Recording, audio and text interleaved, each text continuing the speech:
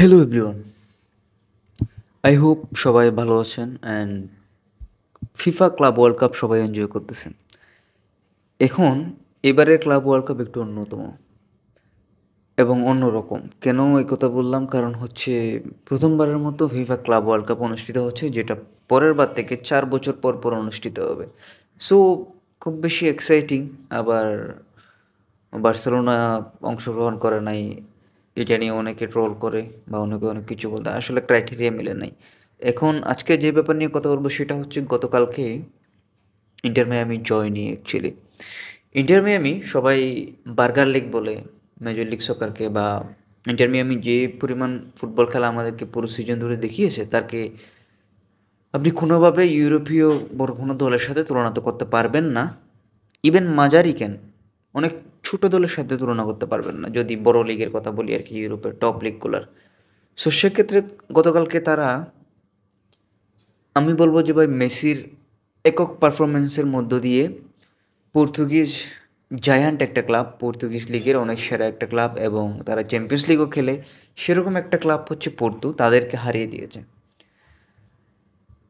অবাক করার মতো বিষয় যে বার্গার লিগে খেলা একটা ক্লাব, তাদেরকে নিয়ে অনেকে হাসাহাসি করে এবং বেশিরভাগ সময়ই তারা চোখ করে ম্যাচের মধ্যে। আপনি গতকালকে সুয়ারেজকে দেখেন না, সুয়ারেজ মেসি এত সুন্দর করে বল নিয়ে তিনজনের মধ্য দিয়ে সুয়ারেজকে পাস দিল, সুয়ারেজ সেটা নিয়ে ফিনিশ করতে পারলো না।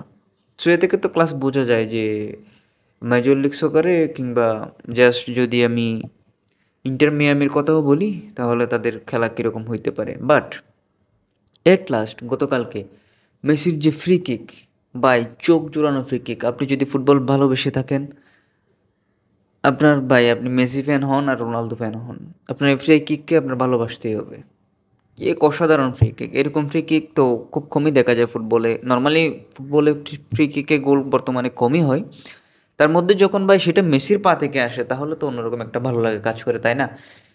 এখন পর্তুকে তো তারা হারাই দিল এবং ইতিহাস তৈরি করলো ইন্টার মিয়ামি, তারা প্রথমবারের মতো কোনো কম্পিটিটিভ ম্যাচে ইউরোপিয়ান কোনো দলকে হারাই দিল।